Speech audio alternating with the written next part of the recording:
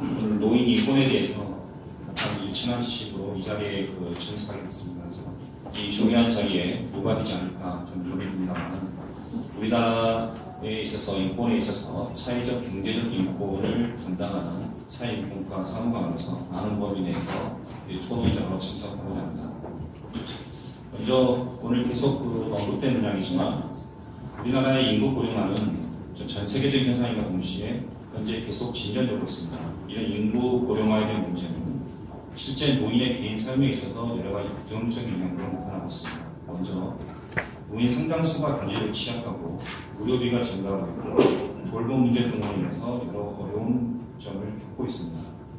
실제 국가인권위원회가 2018년도에 노모돌봄 현황 실태조사를 나왔습니다. 이 당시에 조사한 바에 따르면 우리나라 노인 중에 약 8.72%가 일상생활 수행 능력 ADL이라고 하는데요, 제한이고 약 24% 정도가 도구적 일상생활 수행 능력이 떨어져서 도움이 필요한 것으로 나타나고 있습니다.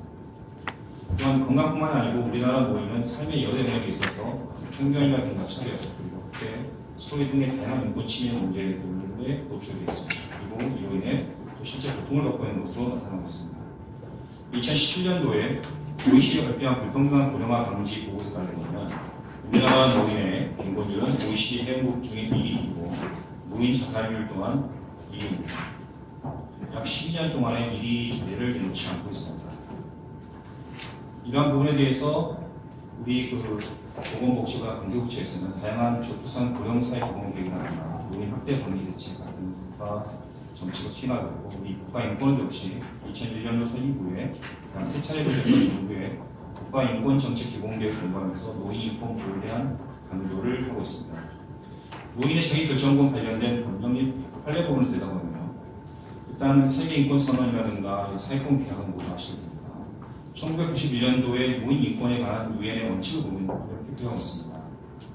노후에도 인간답게 생활할 수 있는 권리, 그리고 노인이라는 이유로 인간의 존엄성을 차별받지 않는 권리, 그리고 노인의 존엄성이 보호되고 노인 스스로가 존엄성을 지키면서 안전하게 살 수 있으며 착취와 학대에 대해서 안 된다라고 기본적인 원칙을 걸었습니다.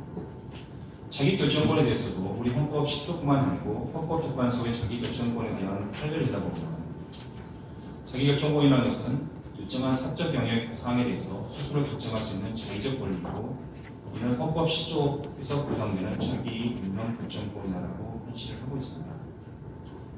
이 보고서에 언급하고 있는 노인들 복지서에서 자기결정권 보호를 한번 들여다보겠습니다. 우리 사회에서 현재 노인 인권 관련해서는 다양한 사회적 관심이 제고되고 있습니다. 그리고 여러 정책이라든가 제도가 많이 추진되고 있는데 불구하고 우리 사회는 여전히 노인 빈곤이나 자살, 학대, 그리고 건강 및 돌봄 문제들이 여전히 신문 기사에서 언급되고 있습니다. 따라서 이런 의미에서 보면 아셈 노인 인권정책센터에서 수행한 노인 권리기반 전교형 서비스에 대한 노력은 충분히 시의적절한 것이라고 생각하고 있습니다. 본 연구 결과 보고서를 보게 되면 노인들 복지소에 입소하는 약 노인 60%가 본인 의사에 관해서 노인 요양시설이라든가 노인 요양 공동생활시설에 입소하는 것으로 나타나고 있습니다. 그리고 퇴소와 관련해서도 노인이 아닌 보호자가 주로 퇴소 결정을 하는 것으로 나타나고 있습니다.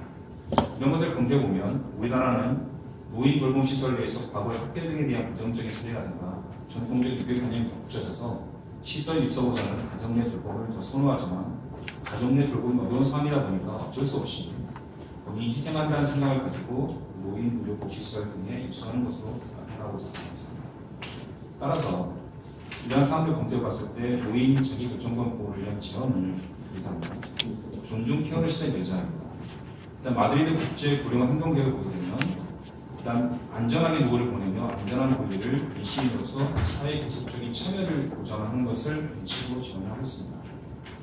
이 연구 보고서에 봤을 때도 노인 인권 관련해서 보게 되면 노인의 의료복지시설에 대한 입소 퇴소 시에 자기결정권이 보장되고 있지 않는 점을 지적하고 있습니다. 입소 자발성이 보장되지 않은 경우에는 그렇지 않은 그룹에 비해서 입소 후 1년 이내 사망률이 6명 나타나고 있는 점도 이 연구 결과를 통해서 확인할 수 있었습니다. 따라서 노인의 노인복지시설 입퇴소 시에 자기결정권에 대한 충분한 보장을 위해서는 형식적인 자기결정권에 대한 보장도 중요하지만 실질적으로 노인 스스로가 자기결정권을 보호할 수 있는 다음과 같은 정책적 시연이 필요하다고 제안하고 있습니다. 첫 번째는 사회 지지망에 대한 강화입니다. 일단 우리는 고령화된 노인에 대해서 정책적 목표를 사회 지지망 강화에 두어야 한다는 것을 이행로 보호를 통해서 확인할 수 있습니다. 본인은 가족 내 돌봄을 받고 차지만 돌봄은 할 수 없는 상황이다 보니까 어쩔 수 없이 사회복지소에 입소하는 경우가 대부분입니다. 따라서 현재와 같이 노인의 연령이라든가 신체적, 정신적 상태에 따라서 일률적으로 노인복지소 입소를 하는 게 아니라 가정 내 돌봄이 가능하도록 지역별 재가 복지소를 확충할 필요성이 있습니다. 그리고 가정 내 노인 돌봄이들이 상당히 지금 피로 상태에 빠져 있습니다. 그래서 노인 돌봄이들이 실수가 있고 본인 스스로가 여러 가지 개인적 업무를 볼 수 있는 시간별 국가 돌봄 서비스를 구축하되 소득에 따라서 이런 돌봄 서비스를 저렴하게 받을 수 있는 바우처 제도 등을 도입하는 국가 노인 안심 돌봄 서비스 제도 도입이 정착돼야 할 것이라고 생각합니다. 또한 강제 입소에 대한 엄격 관리가 필요합니다. 강제 입원 관련해서는 미국뿐만 아니고 우리나라에서도 사회 상규에 관한 강제 구금이고 부속행위라고 표시한 바가 있습니다. 치매 등의 기타 사유 인지기능이 떨어지는 경우를 하더라도 보호자에 의한 일방적인 강제 입소는 지양되는 것입니다. 정신건강복지법과 같이 자해나 타해가 있는 자신을 돌볼 수 없는 심각한 정도의 정신장애를 가진 노인에 대해서 실현 목적으로 강제 입소만 허용하고 강제 입소자에 대해서는 주기적인 국가관리 감독 체계를 형성해서 제자발적인 강제 입소를 축소해 나갈 것입니다. 그러기 위해서는 국가인권위원회에서 노인 의료복지시설에 대한 인권침해 사실을 신속하게 조사해서 구체화 수사되지만 현행 의료법 21조에서는 병인의 원칙적인 도움이 없는 의료비용을 내라할 수 없게 되어 있습니다. 그래서 인권 침해에 대한 사실 조사가 이런 사항이 있기 때문에 관련 법률에 대한 규정도 검토가 이루어질 것입니다. 그리고 세 번째는 노인 의료복지시설의 전향적 관리입니다.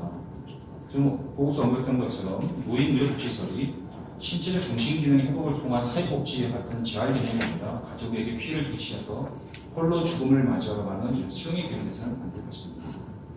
그래서 국가 정책 역시도 사회 법규율에 초점을 맞춰서 인센티브를 주는 방향으로 서야 될 것입니다. 예를 들면 의료보험 수가도 현재는 정액 수가제로 오락등 프로그램 치료를 하나로서 작업치료를 허용하는 것이 아니라 별도의 작업치료 항목을 신설하고 관련돼서 의료보험 수가를 지급하는 제도로 정책을 선회하는 부분도 검토될 것입니다. 마지막으로 존중 케어 시대를 배제합니다. 노인은 대한민국 국민으로서 그리고 후손의 양육과 국가 및 사회 발전에 기여하지 못합니다. 그래서 그 자체로 존중과 존엄한 존재를 부여받고 차별, 착취, 학대의 대상이 돼서는 아닙니다. 최근에 노인 재가복지시설에서 노인 유치원이라는 명칭으로 노인 유치원생을 모집하는 광고를 본 적이 있습니다. 사회적으로 존중받아야 될 노인을 일종의 유아하고 휘하하는 느낌을 피할 수가 없었습니다. 노인은 피동적인 결과물 주체로 치료하는 느낌조차도 지울 수가 없었습니다. 이런 노인 유치원에 대한 명칭을 국가와 제작자에서도 아무 꺼리낌 없이 사용한 상황에서 노인복지시에서 어떻게 노인을 존중하고 치료와 보호가 이루어지는지 의문입니다. 따라서 노인복지시설 중에 의료복지시설만이라고 입퇴소뿐만 아니고 치료 그리고 생활 전문 과정에서 노인의 의사에 따른 존중 케어가 이루어지는 존중 케어를 전환되도록 바라고 있습니다. 감사합니다.